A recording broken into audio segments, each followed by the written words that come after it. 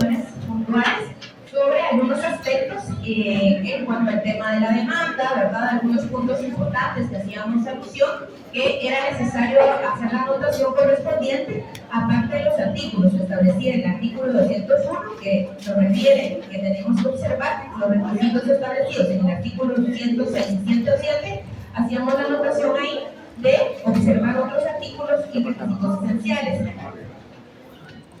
Por otra parte, hablábamos también un poco sobre algunos puntos importantes sobre el aspecto del emplazamiento, ¿verdad?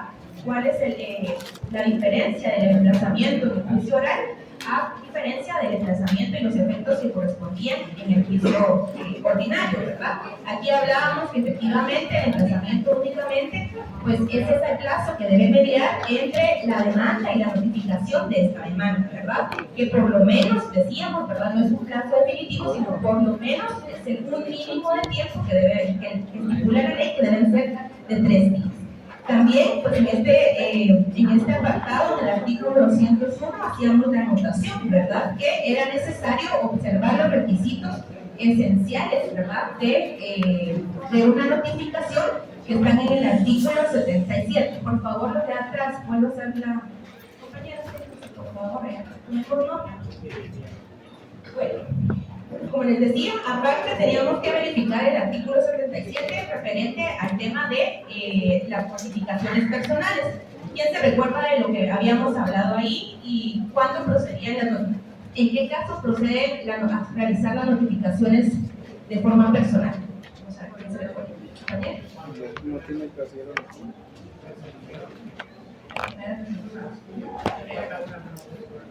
Exacto, ¿verdad? Establecíamos que efectivamente una de las notificaciones que se debe hacer de forma personal van a ser todas aquellas demandas iniciales, ¿verdad? Y establecíamos cuál era la forma en que se debía realizar o a qué nos referimos con notificación de forma personal. No es específicamente que se le entregue a la persona, sino pues el artículo 77 nos estipula, ¿verdad? Cómo se tiene, sí, 71, perdón. ¿Cuáles son esos requisitos y cómo se puede tener una notificación bien realizada, ¿verdad? Cuando, por ejemplo, se acepte y por parte de un tercero, que sea un familiar, o se fije efectivamente en el lugar de la persona que se está notificando, ¿verdad? En caso de no cumplir con estos requisitos, establecimos que se tenía por no bien realizada la notificación y por efecto, ¿verdad? Podría producirse un remedio procesal, que ahí sí hacíamos la anotación también del tema de la nulidad, ¿verdad? La posibilidad de plantear una nulidad por realizar de forma ineficiente la primera notificación, y ese sí está en el artículo 77, ¿verdad?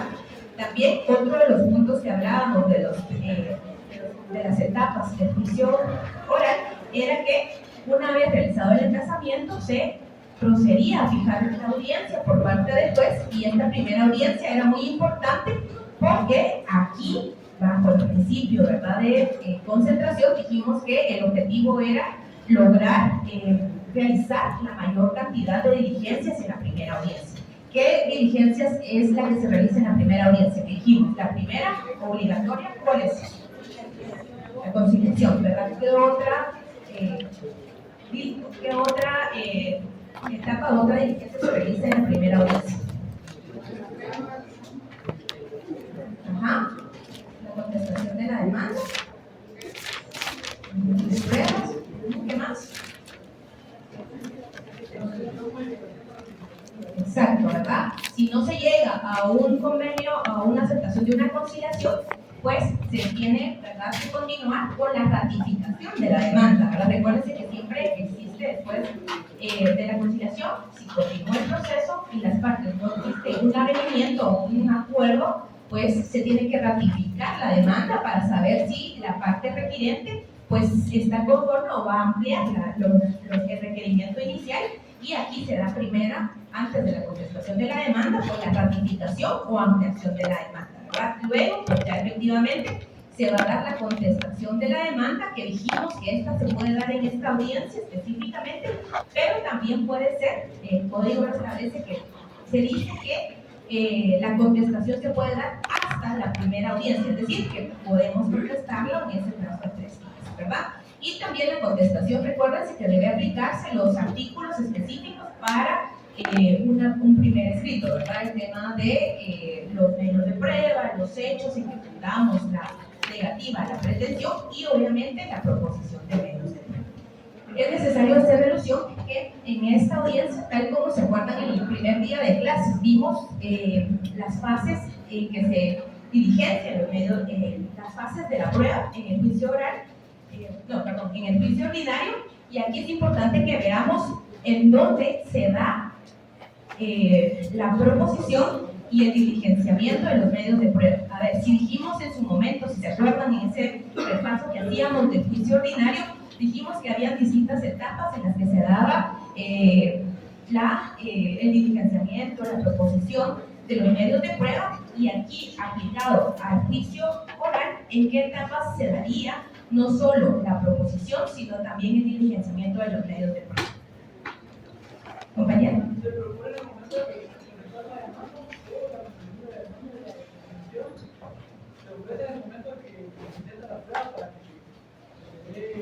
Para que se explica a resolver. Una vez admitida, se lleva a cabo el procedimiento capaz de condenar y se valora. Sí, ¿verdad?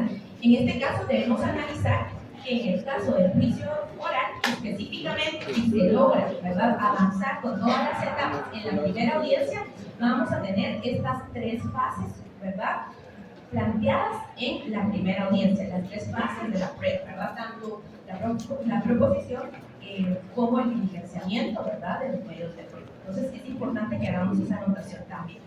Y también, pues si se acuerdan, en la última clase hacíamos alusión que era importante también hacer ver que al momento de contestar la demanda, si la parte demandada pues podría presentar excepciones, qué excepciones se pueden presentar y en qué momento se presenta en el caso del juicio oral. O sea, eso se recuerda.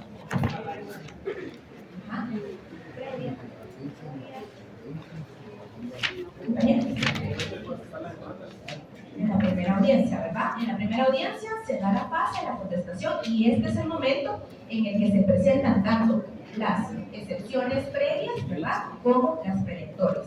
Sin embargo, establece nuestro ordenamiento jurídico que las nacidas con posterioridad pues se pueden presentar hasta antes de sentencia en instancia, ¿verdad? Y hablábamos también un poquito, si se recuerdan, de la forma en que se resuelven estas excepciones. A ver, ¿quién se recuerda cómo se resuelven las excepciones previas? Las mixtas se pueden interponer en cualquier momento. Tenemos las previas. Pero resolver. Ya dijimos que tanto las previas como perentorias se plantean en la primera audiencia de contestar. Pero ahora, ¿cómo se resuelve, compañero?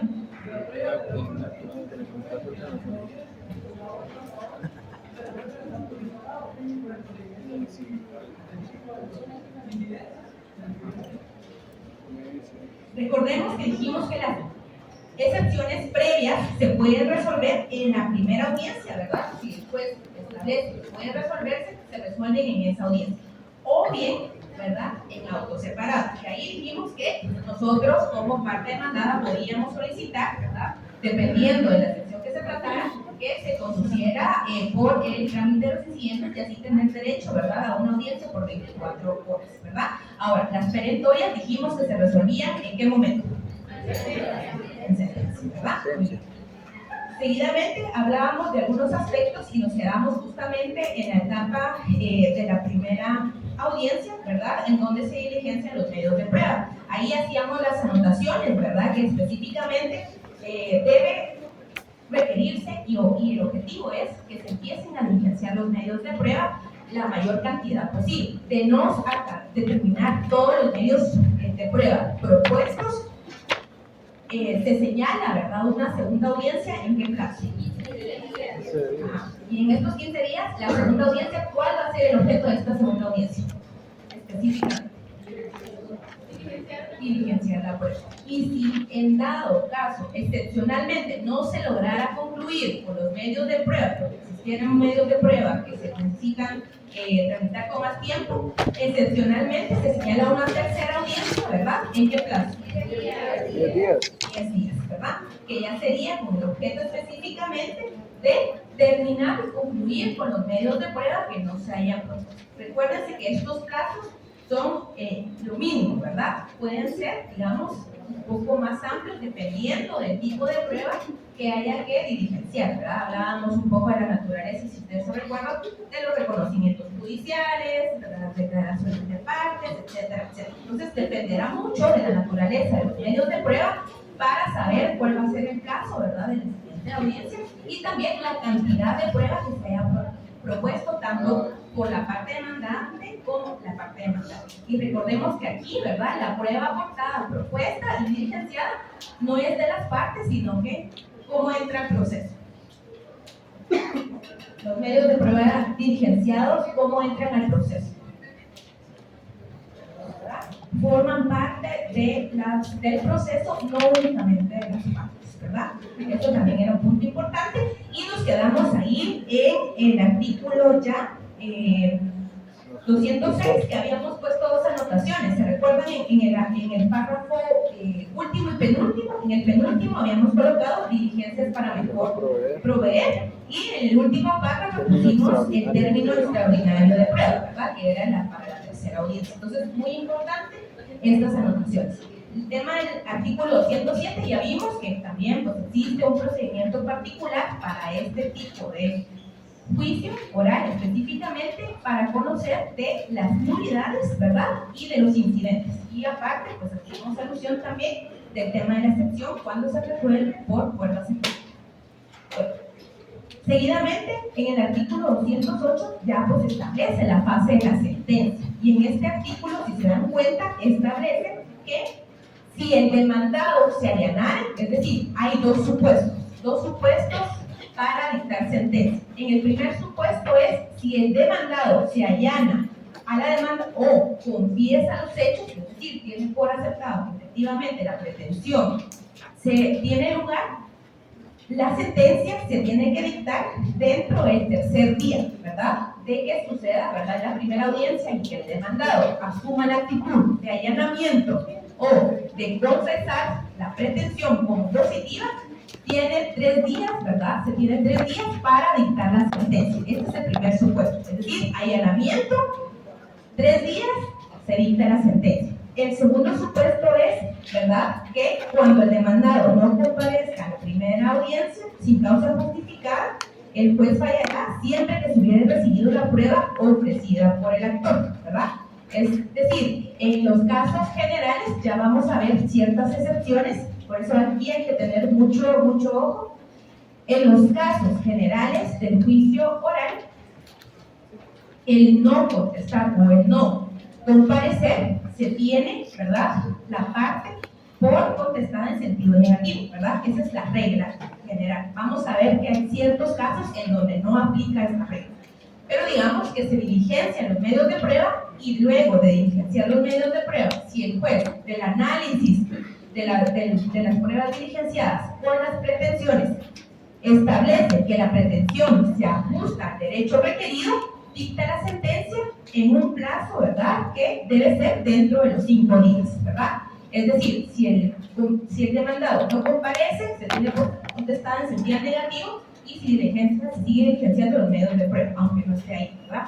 Ahora, si él contestara igual con la presentación de alguna excepción, ya dijimos, ¿verdad?, si el juez lo tramita en cuerda separada o la resuelve en ese mismo momento, igual, dilucidado todos los medios de prueba, tiene que dictar sentencia dentro de los 5 días, ¿verdad? Entonces, vamos a tener 2 casos de sentencia en 2 supuestos.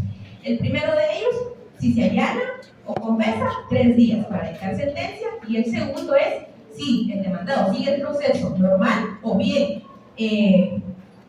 no comparece, ¿verdad?, y si diligencia los medios de prueba y se decreta que efectivamente la pretensión hay lugar, se establece la sentencia dentro de los 5 días. Recuérdense esto, dentro de los 5 días, es decir, puede ser día 1, día 2, día 3, día 4, día 5, dentro de los 5 días, sin exceder en teoría, en el deber ser, en la doctrina, en lo que ustedes deben aprender ahorita aquí, dentro de los 5 días. Ya en la práctica pues, va a ser otra cosa. Entonces, hacemos esa anotación, ¿verdad? 3 días, subrayamos, y 5 días, el otro supuesto. En el artículo 209 vamos a ver, aquí colocamos, no sé si colocamos la anotación ahí de apelación propia, lo colocamos, ¿no? Bueno, hacemos la anotación en el artículo 209, apelación propia.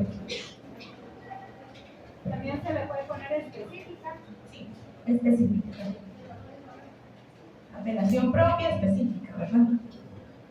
¿Compañero? Lo que dice, el artículo dice que siempre que se quiera tenido la prueba por el autor, se ve una prueba que no se puede etiquetar desde el momento, se va, por ejemplo, se va a entender la audiencia y se va a etiquetar el autor. ¿Qué pasa si como actor diligencia todas y hay esa refugio? Sí, se depende de la en esa misma fecha que se correr el caso para que se sentencie. Así es, ¿verdad? Si usted como parte actora ve que efectivamente no es una prueba esencial, digamos, y que ya ha cubierto con otros medios de prueba la pretensión, pues podría renunciar a los medios que estén pendientes a fin de ahorrarse, digamos, la segunda audiencia, ¿verdad? Entonces, y pues a partir de ahí ya corre el plazo para que dentro de los 5 días se dicte la sentencia correspondiente, ¿verdad? Bueno, entonces el artículo 209 es importante que veamos que en el juicio oral, los procedimientos del juicio oral tienen su apelación propia, es decir, no vamos a aplicar el recurso de apelación que establecía, ¿verdad?, en la parte general, sino esta en particular, es decir, para el caso de los juicios y asuntos que se conozcan por vía del juicio oral, apelación propia, ¿verdad? Y la apelación establece el artículo 209 que este tipo de proceso solo será apelable. ¿Qué cosa será apelable? Únicamente. Solo la sentencia, ¿verdad? Entonces ahí solo subrayamos, solo es apelable la sentencia.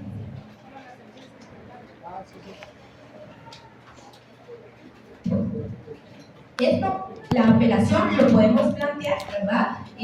Ante el mismo órgano que resolvió para que éste eleve las actuaciones al órgano superior y que se requieran los autos por parte del órgano superior, ¿verdad?, al órgano que dictó la sentencia, y luego, dentro de los 8 días de tener los autos, se señala día y hora para la vista.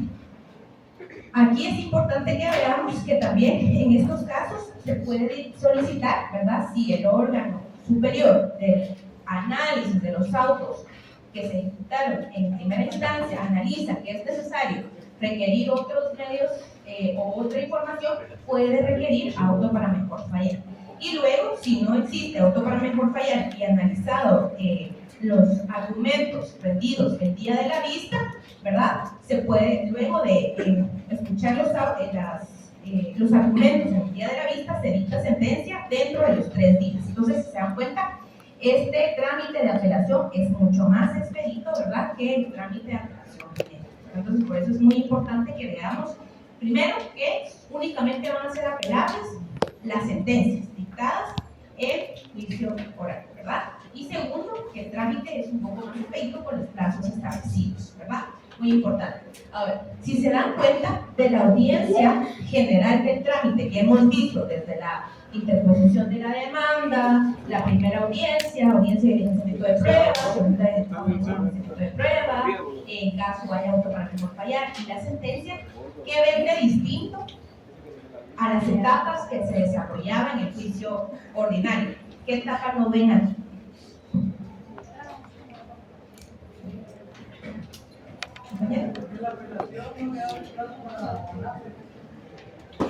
Que la apelación no,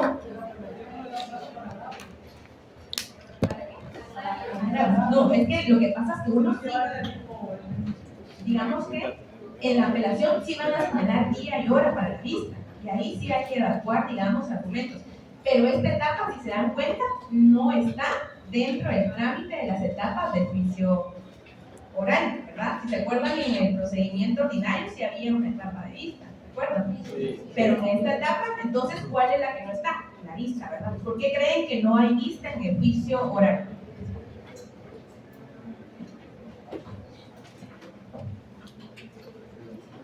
Compañeros, y eso también tiene que ver con los principios que tanto estuvimos hablando al inicio. Porque todo se dirigió por el no puede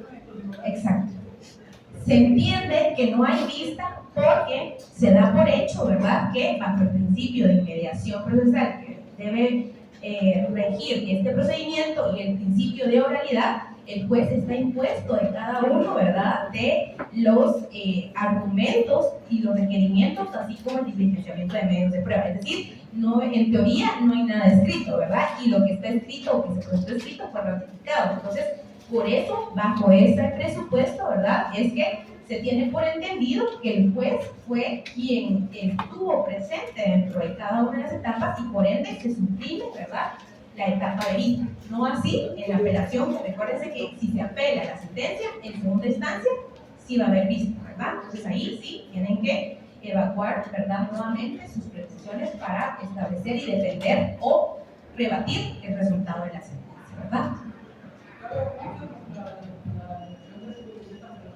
No. Contra la no cabe casación. Licenciada, disculpe. Ahora sí les voy a decir. Lo que sí tenemos que tomar ojo, y eso sí es importante, es que recuérdense que los recursos efectivos, ¿verdad?, tenemos, y esto también es teoría del proceso, hay diferencia entre recursos y remedios procesales. Ahora bien, la nulidad, entonces ustedes dirían, ¿por qué se aplica? Porque la nulidad, recuérdense que es un remedio procesal. Entonces, en teoría, ¿verdad?, bajo el principio del procedimiento, sí puede usted plantear remedios procesales cuando existan, ¿verdad?, inobservancia de las estipulaciones establecidas en el reglamento jurídico, más no, ¿verdad?, otros recursos, más únicamente el que está establecido como apelación. Entonces, en ese sentido también no aplicaría el recurso extraordinario de casación, ¿verdad? Entonces, eso también hay que hacer una valoración. ¿Perdón? Concurso, sí. Ajá.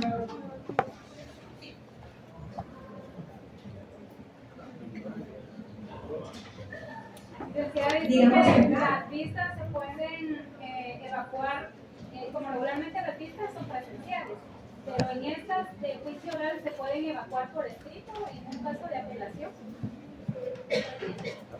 En apelación sí, o sea, generalmente sí, pero digamos que el principio, o sea, digamos que lo ideal sería que usted vaya a evaluar la persona en línea, ¿verdad?, de forma oral y verbal, ¿verdad?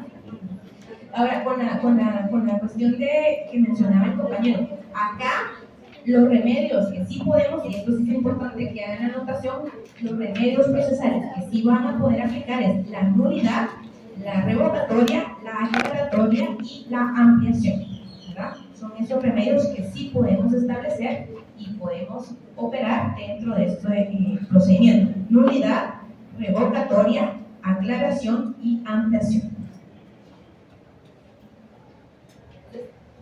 Entonces ahí hacemos la anotación, ¿verdad? No así, casación. Nulidad, revocatoria, aclaración y ampliación.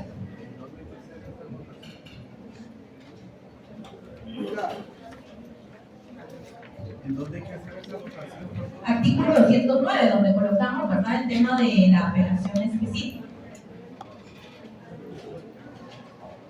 Y finalmente, para ejecutar ya la sentencia, si en dado caso quedara firme la sentencia, ya el artículo 210 establece que para ejecutar estas sentencias se sigue el procedimiento, ¿verdad?, establecido en nuestro código, reduciendo los plazos a la mitad. Entonces, hacemos esa anotación con otro color, ¿verdad? La última línea donde nos dice los términos se entenderán reducidos a la mitad, ¿verdad?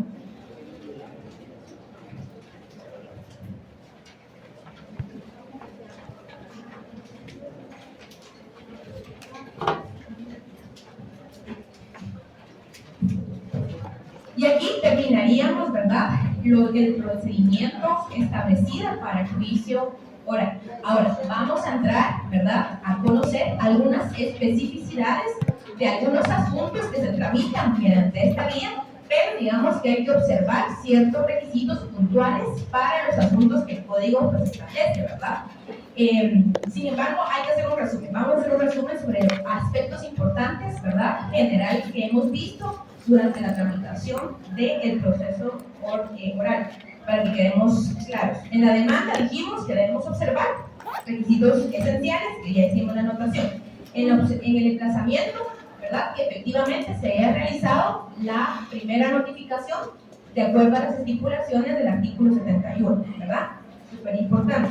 En la primera audiencia, obligatoria, fase de conciliación, ¿verdad? Si en dado caso, en esta fase no se llegara a un acuerdo, es necesario saber que la conciliación tiene dos objetivos. El primero, la conciliación puede ser conciliación total, ¿verdad? Que las partes digan, bueno, llegamos a un acuerdo y aquí pues terminamos el proceso, se levanta acta, ¿verdad? Dijimos que se levanta acta y se finaliza el proceso.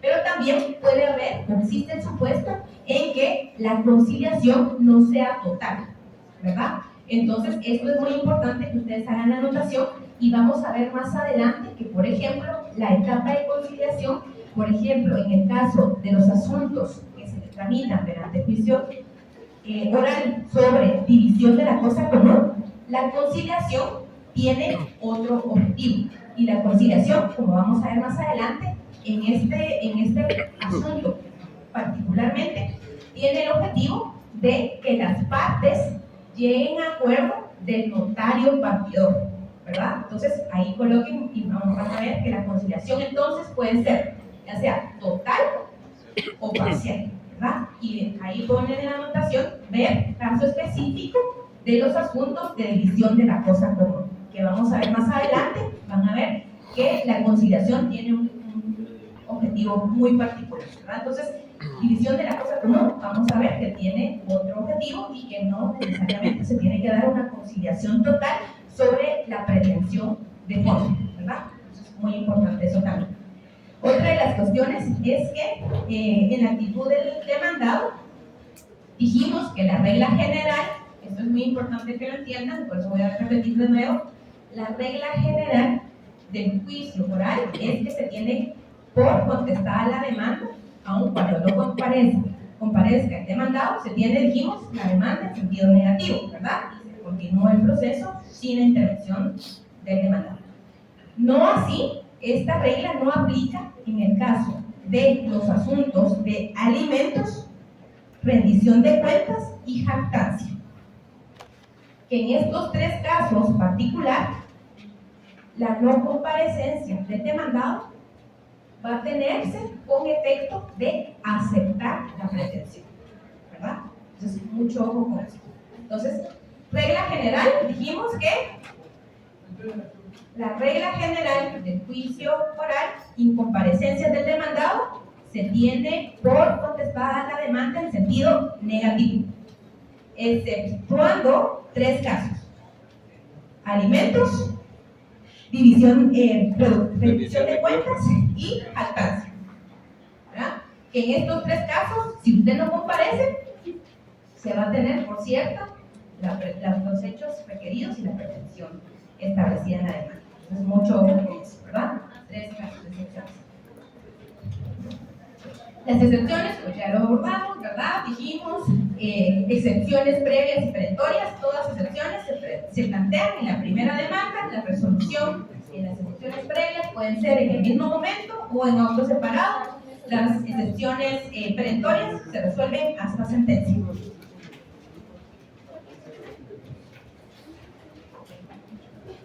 En cuanto a la etapa de prueba, dijimos que aquí el asunto principal es que tenemos que tener en cuenta que en la primera audiencia se pueden dar tanto el ofrecimiento, la proposición y el diligenciamiento en la primera audiencia. Entonces, muy importante, en cuanto a la prueba, las fases de la prueba se pueden dar tanto la proposición como el diligenciamiento en la primera audiencia, ¿verdad? Ofrecimiento, proposición y diligenciamiento en la primera audiencia, ¿verdad? Muy importante. A diferencia del juicio oral, a diferencia del juicio ordinario, dijimos que en este proceso no hay vista.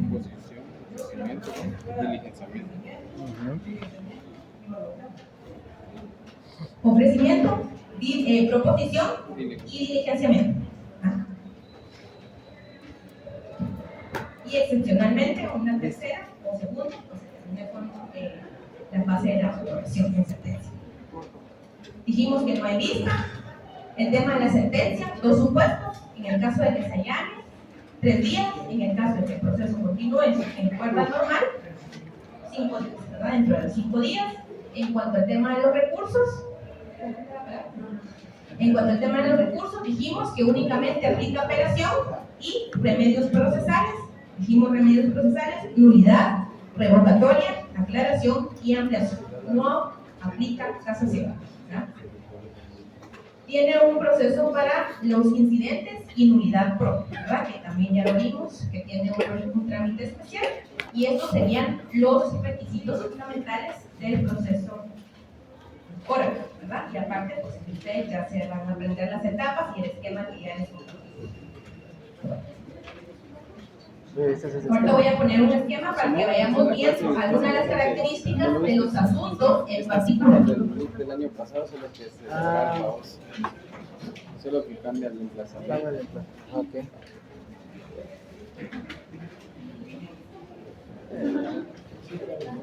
Sebastián.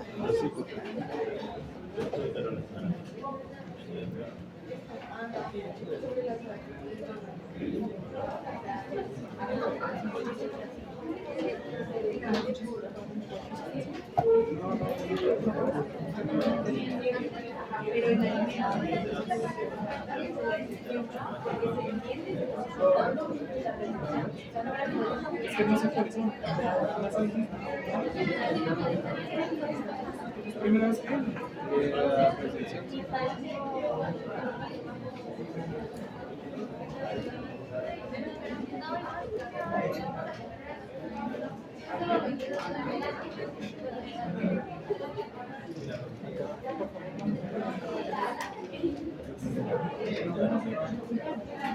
¿Dónde estás en ese, güey? ¿Dónde estás ahí?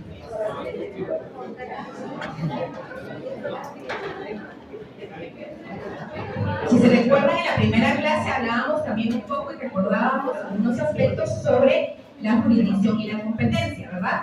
Hablábamos de qué era jurisdicción y qué era competencia. Y específicamente el tema de la competencia establecíamos que se podía establecer por 4 aspectos. ¿Cuáles son esos aspectos para establecer la competencia?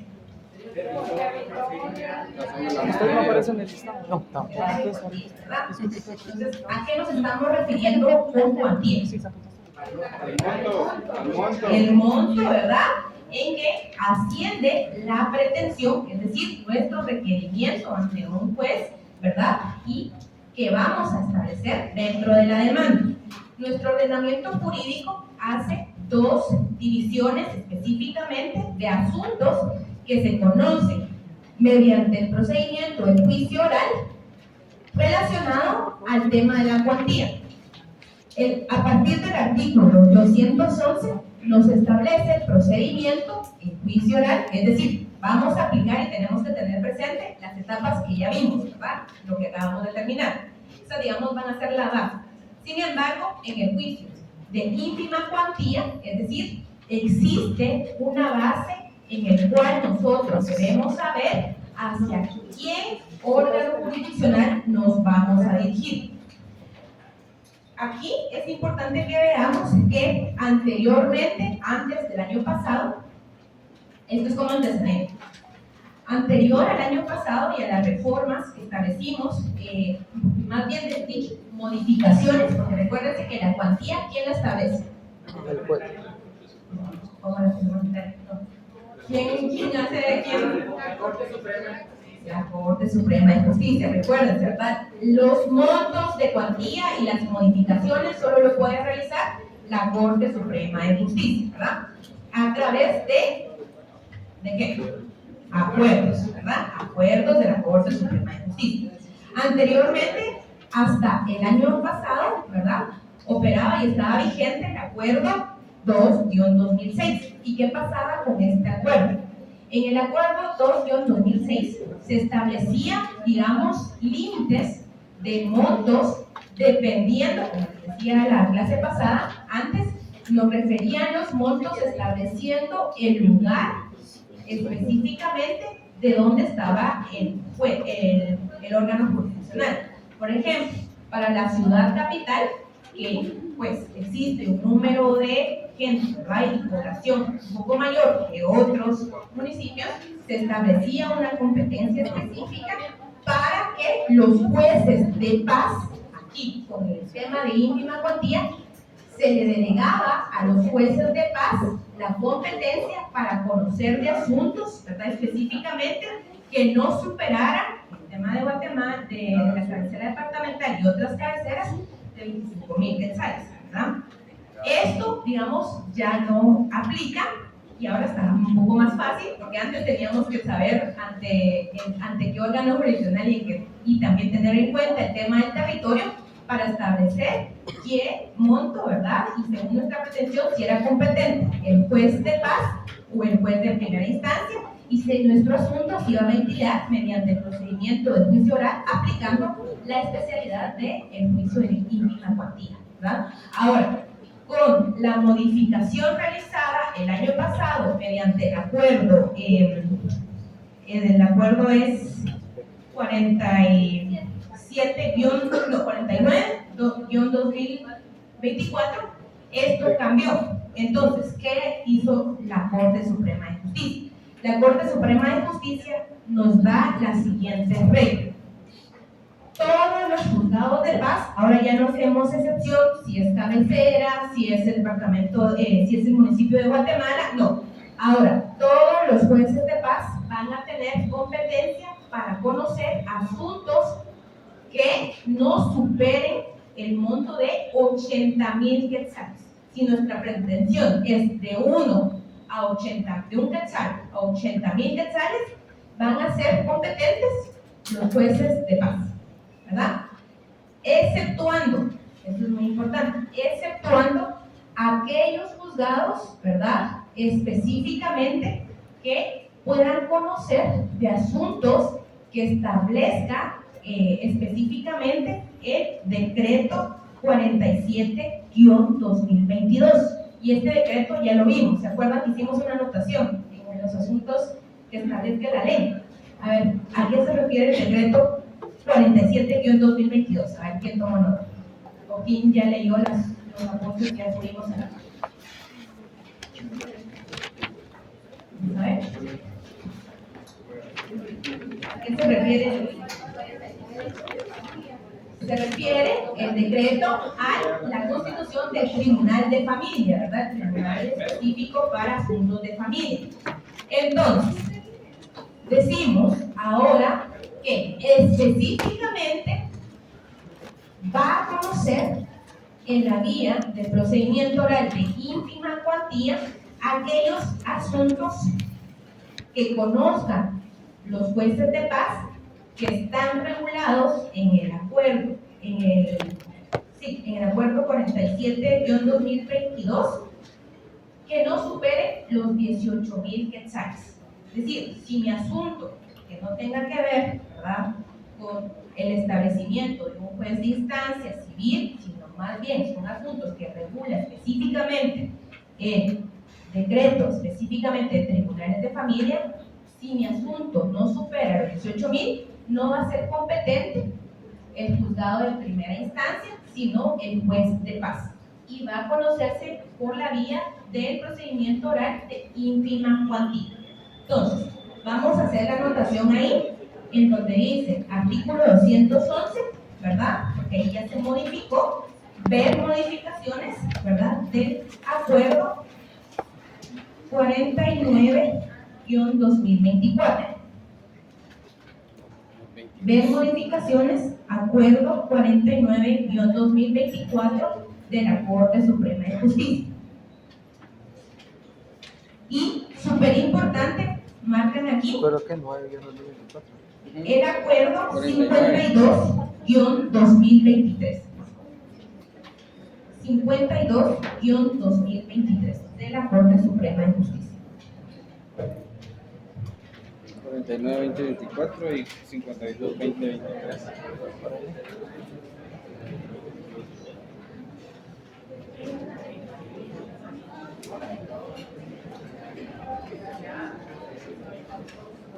Sí lo hicimos.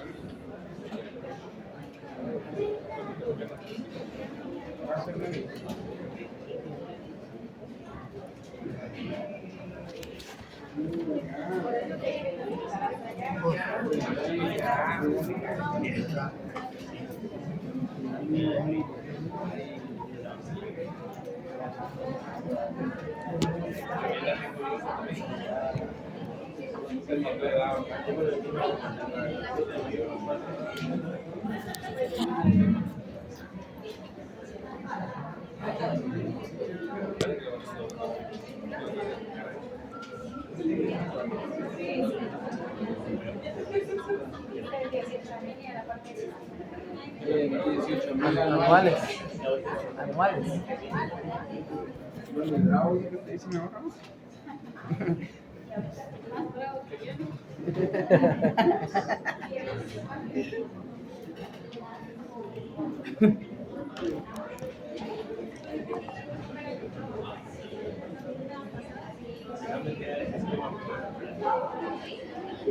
Estas cosas las tengo que llevar de...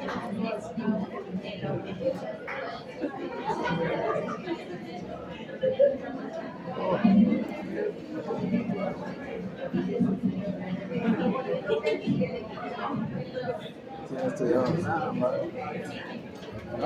pues si no he estudiado nada, tengo que comenzar a meterle ya esta semana. Por eso me pongo a copiar y no me da sueño. Que ustedes ni chingan. Yo ni quiero copiar porque lo quiero pasar todo en limpio, así, desde la clase que tengo ahí. Bájale más tiempo, cerote. Cuando se puede. Yo en las noches, antes yo me acuesto 2, 3 de la mañana, a las 7 ya estoy otra vez arriba, 6:30, 7. No te echas pestañazos. Ah, no, a veces no puedo dormir porque el día no puedo. Pero será que no te quedaste en el sueño. Según siempre no puedo dormirme nervioso. Si no, Ya no vas. nada, ahorita se ve mal, fresco. O sea que vos, siendo como Daniel, te solo voy a amarrar de tus sacerdotes.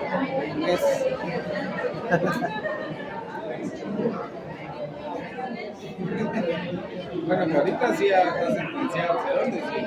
Vuelve al lugar, me lo mandan otra vez a la vez.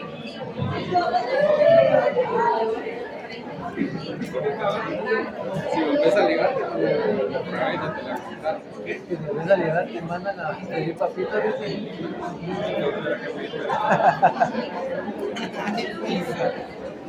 15 chelas tengo que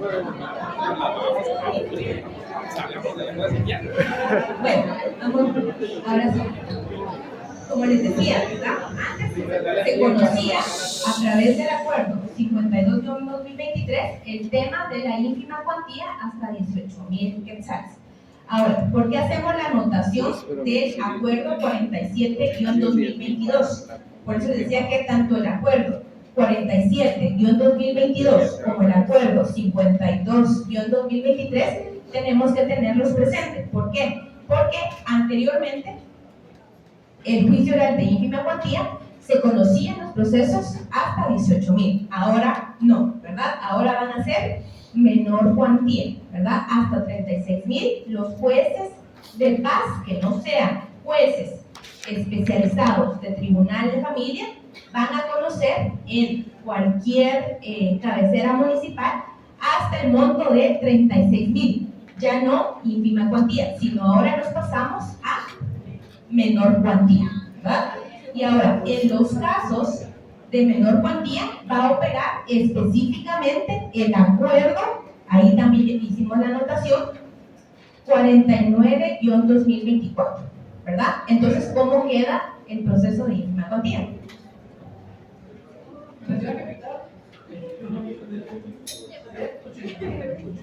Y los abogados de paz, de familia, conocen hasta 18,000. Pero los que no conocen familia, pero los de paz,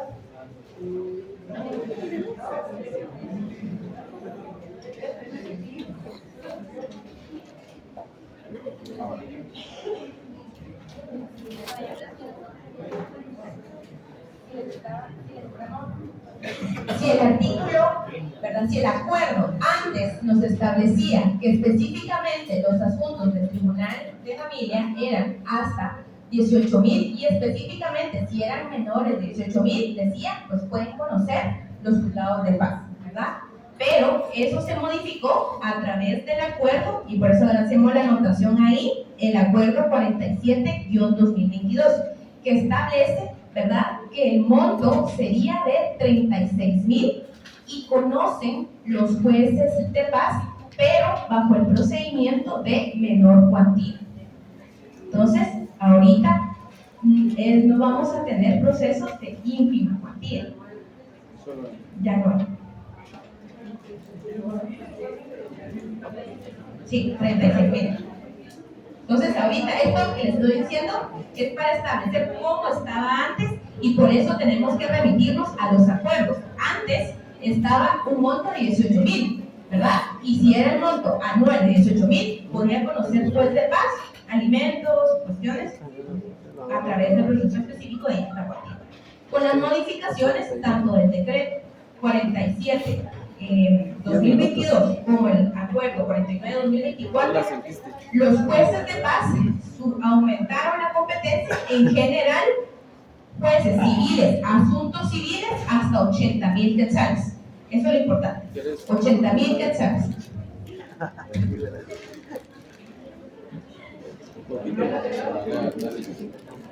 Todos. Ya no hay excepción, como se hacía antes, que era un dolor de cabeza, saber cuánto era, ¿verdad?, el monto fijo para la cabecera departamental de Guatemala, la cabecera de ciertos municipios. Ahora, jueces de paz, recuerden, jueces de paz, asuntos civiles, hasta 80,000. Jueces en asuntos establecidos bajo el acuerdo y la ley del Tribunal de Familia van a conocer jueces de paz hasta 36,000, ya no por el procedimiento de ínfima cuantía, sino nos pasamos específicamente al juicio de menor cuantía. ¿Sí? Entonces ahora, solo por algunas cuestiones netamente específicas que pues hay que recordar, no se aplica ahora.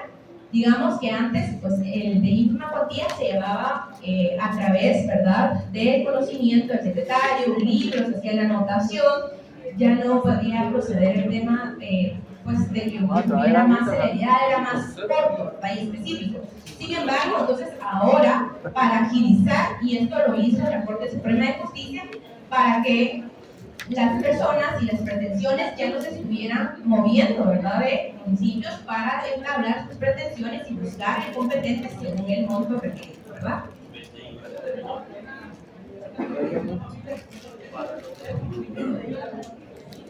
Menor cuantía. Menor cuantía. Digamos que ahora solo vamos a aplicar menor cuantía, ¿verdad? Solo hacemos referencia como antecedentes de que hubo un procedimiento y que había variaciones de las modificaciones de los asuntos según el monto, ¿verdad? Antes. Lo que tenemos que tener presente ahora sí es que específicamente va a operar para los jueces de paz, primero, civiles, el monto, 80,000. Y jueces o asuntos que se refieran específicamente al tribunal de lo que establece el Tribunal de Familia, 36,000. Procedimiento de ambos, menor cuantía, ¿verdad? Entonces ahí hacemos esa anotación, ¿verdad?, que el procedimiento del 211 solo por repaso, solo para referencia. Ahora vamos al procedimiento de oral de menor cuantía. ¿Qué disposiciones vamos a aplicar en este procedimiento? ¿Cuáles son las etapas que vamos a aplicar?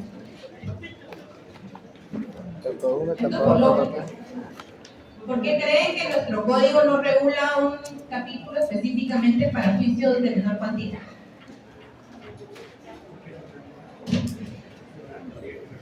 Porque se tramita bajo todas las etapas y todos los requisitos y todas las cuestiones que acabamos de terminar de ver, ¿verdad?, que son las generales para el juicio oral. Entonces, todas las disposiciones que vimos hasta hace un momento relacionadas al juicio oral, la demanda, la primera audiencia, que se debe diligenciar en la primera audiencia, de forma extraordinaria en la segunda audiencia, tercera audiencia, el tema de la sentencia y el tema de los recursos, va a aplicar específicamente todo ese procedimiento para estos asuntos de menor cuantía, ¿verdad? Entonces se aplica específicamente las disposiciones que acabamos de ver, que están regulados en el a partir del capítulo 2, del artículo 201 al artículo 210. Entonces aquí, recuérdense que las anotaciones que tienen que hacer son 3 acuerdos, ¿verdad? Acuerdo 52-2023, acuerdo 47-2022 y el 49-2024, ¿verdad? Los 3 son acuerdos. 2 son acuerdos y otra la ley. Decreto, perdón, el 47-2022, el decreto. Sí, perdón. 2 acuerdos y un decreto.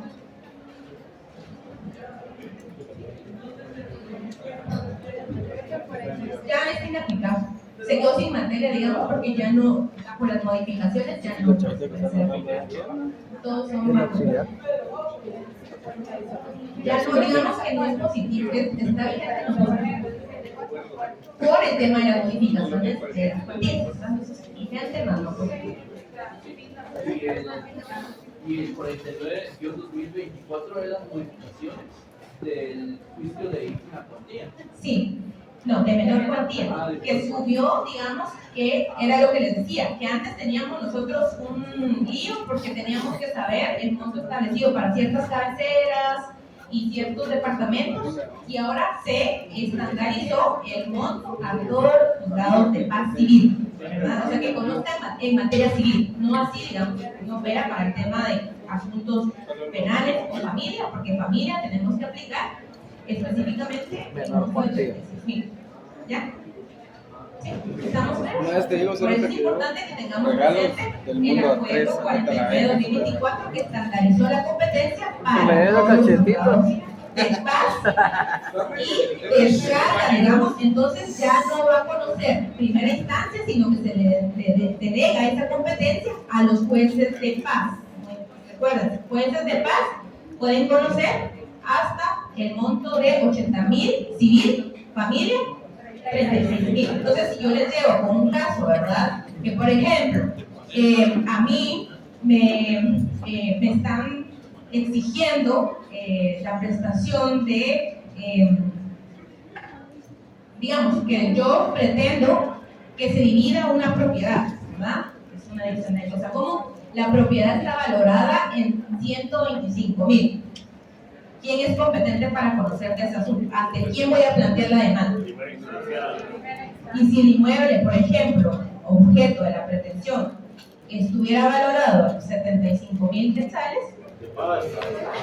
Entonces, aquí es como vamos a utilizar estos asuntos específicamente y se va por el juicio normal.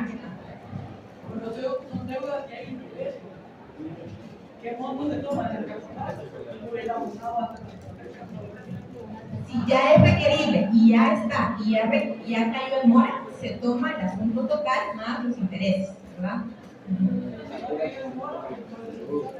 Exacto, solo sería la deuda neta. Bueno, ya tomamos nota de los acuerdos, ya estamos claros en eso, ¿verdad? Si tiene un caso, ya saben ante quién plantea su deuda. Vamos a ver los otros asuntos que sí tienen aspectos importantes.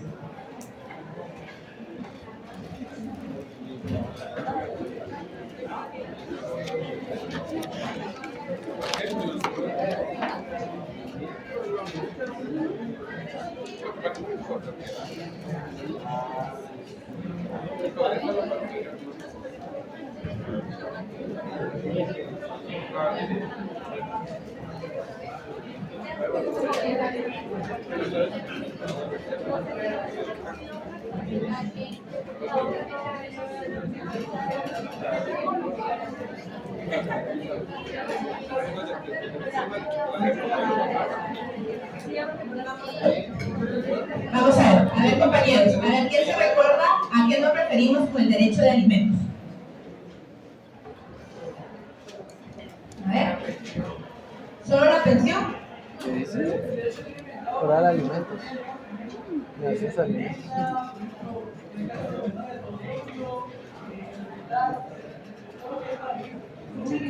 ¿Y ¿quiénes están obligados, según esto ya lo vieron en Derecho Civil, quiénes están obligados a prestar alimentos? Padres, Todos los padres. los abuelos, paternos. Parientes, ¿verdad? En segundo grado de responsabilidad, tanto de forma ascendentes y descendentes, ¿verdad? Entonces, ¿qué asuntos de alimentos vamos a conocer mediante esta vía? Hagamos la anotación ahí, en donde dice capítulo 4, alimentos, fijación, modificación, suspensión. Fijación, modificación, suspensión.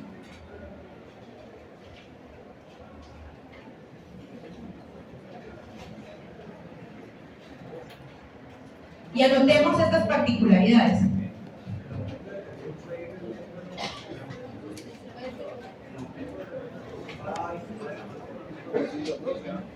El aumento de la fijación de pensión alimenticia, ¿qué?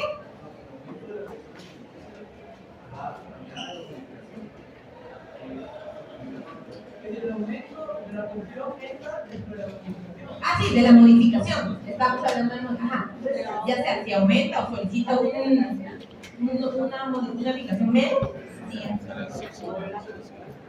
Sí, es fijación, modificación, suspensión y aquí pongamos extinción, pero con un asterisco. Entonces ponemos fijación, modificación y con un asterisco, suspensión, extinción. Y solo dejamos estas anotaciones, ya sea en su código, en donde tengan sus apuntes, algunas particularidades. Primero, siempre se debe acompañar el título en que se funde su derecho. Siempre debe acompañarse la demanda, el título en que se funde este derecho. Es decir, título en el que se justifique el parentesco, testamento o contratos, ¿verdad? Contratos, testamento o documentos que justifiquen el parentesco. Se debe fijar, otra de las cuestiones importantes, que siempre se fija una pensión provisional. Siempre se fija pensión provisional. Tercera, es uno de los casos en donde se va a decretar medidas precautorias sin la necesidad de prestar garantía. Entonces, se decretan medidas precautorias sin la obligación de prestar garantía. Y como dijimos al inicio, ¿se acuerdan? Que este es uno de los casos en que si el demandado no comparece, ¿cómo se tiene que contestar la demanda?